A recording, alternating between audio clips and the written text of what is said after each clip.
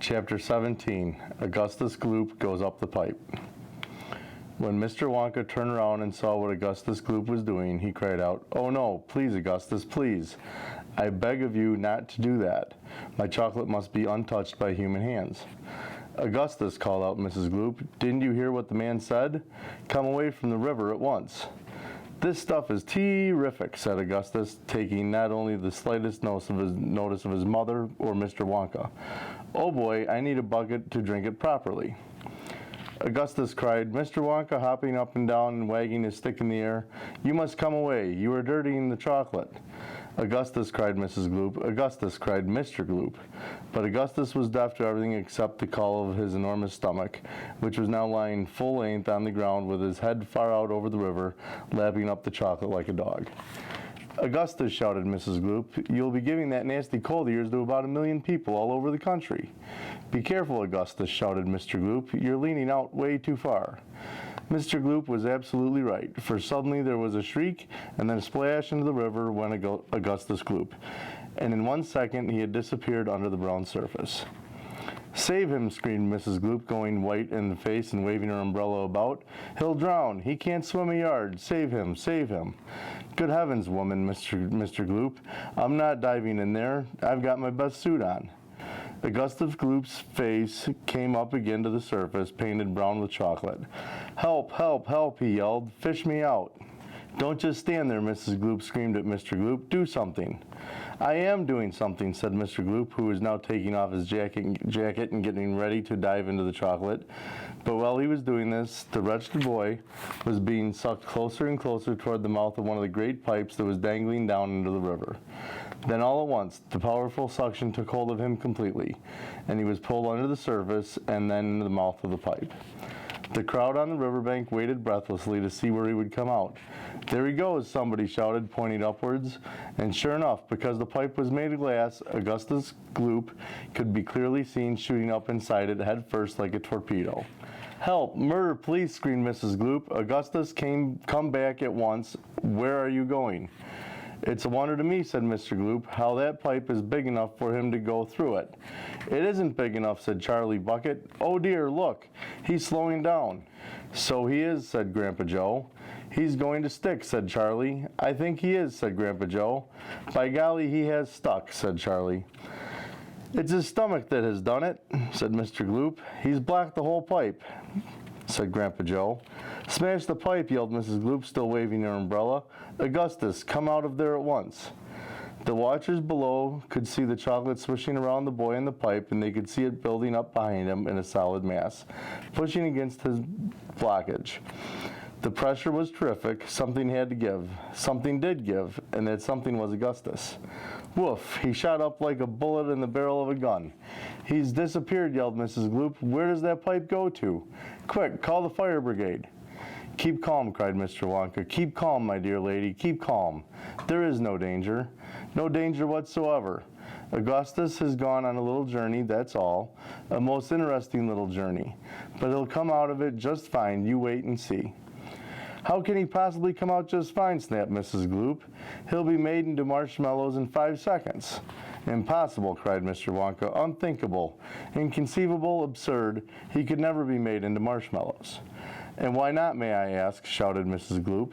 "Because the pipe doesn't go to the marshmallow room," Mr. Wonka answered. "It doesn't go anywhere near it. That pipe, the one Augustus went up, happens to lead directly to the room where I make the most delicious kind of strawberry-flavored chocolate-coated fudge." "Then he'll be made into strawberry-flavored chocolate-coated fudge," screamed Mrs. Gloop. "My poor Augustus. They'll be selling him by the pound all over the country tomorrow morning." "Quite right," said Mr. Gloop. "I know I'm right," said Mrs. Gloop. "It's beyond a joke," said Mr. Gloop. "Mr. Wonka doesn't seem to think so," cried Mrs. Gloop. "Just look at him. He's laughing his head off. How dare you laugh like that when my boy's just gone up the pipe?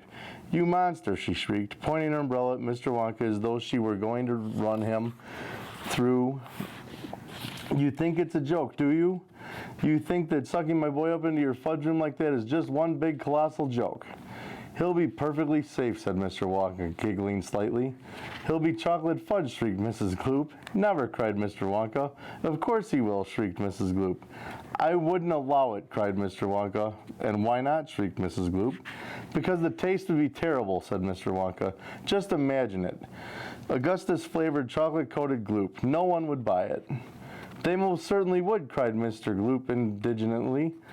I don't want to think about it, shrieked Mrs. Gloop. Nor do I, said Mr. Wonka, and I promise you, madam, that your darling boy is perfectly safe.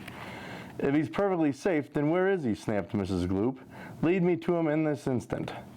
Mr. Wonka turned around, clicked his fingers, and sharply click, click, click 3 times. Immediately, Oompa Loompas appeared, as if from nowhere, and stood beside him. The Oompa Loompa bowed and smiled, showing beautiful white teeth. His skin was rosy white, his long hair was golden brown, and on top of his head came just above the height of Mr. Wonka's knee. He wore the usual deerskin slung over his shoulder. Now listen to me, said Mr. Wonka, looking down at the tiny man.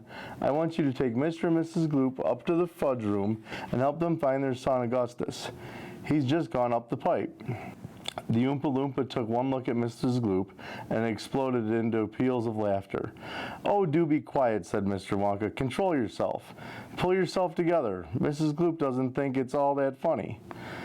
You can say that again, said Mrs. Gloop. Go straight to the fudge room, Mr. Wonka said to the Oompa Loompa, and when you get there, take a long stick and start poking around inside the big chocolate mixing barrel. I'm almost certain you'll find him in there. But you better look sharp. You have to hurry.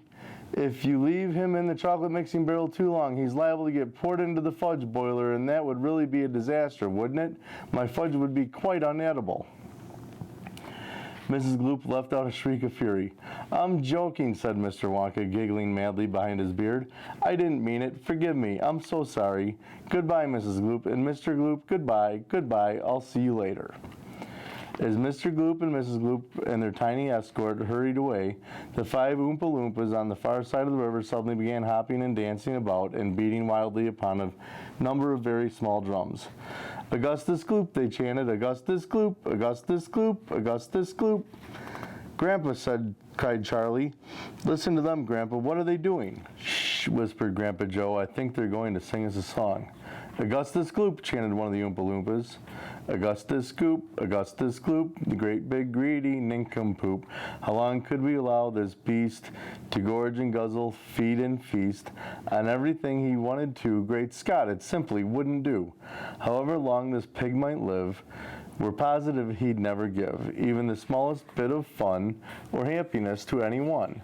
So what we do in cases such is this: we use the gentle touch, and carefully we take the brat and turn him into something that will give great pleasure to us all, a doll, for instance, or a ball, or marbles, or a rocking horse. But this revolting boy, of course, was so unutterably vile, so greedy, foul, and infantile, he left a most disgusting taste inside our mouths, and so in haste. We choose a thing that, come what may, would take the nasty taste away. Come on, we cried, the time is ripe to send him shooting up the pipe. He has to go, it has to be, and very soon he's going to see. Inside the room to which he's gone, some funny things are going on. But don't, dear children, be alarmed. Augustus Gloop will not be harmed. Although, of course, we must admit he will be altered quite a bit. He'll be quite changed from what he's been when he goes through the fudge machine. Slowly the wheels go round and round, the cogs begin to grind and pound. 100 knives to slice, slice, slice. We add some sugar, cream, and spice.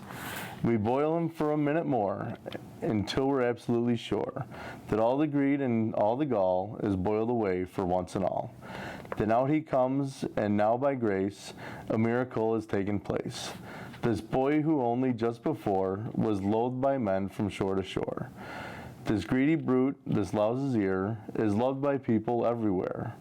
For who could hate or bear a grudge against a luscious bit of fudge? I told you they loved singing, cried Mr. Wonka. Aren't they delightful? Aren't they charming? But you mustn't believe a word they said. It's all nonsense, every bit of it. Are the Oompa Loompas really joking, Grandpa? Asked Charlie. Of course they're joking, answered Grandpa Joe. They must be joking. At least I hope they're joking, don't you?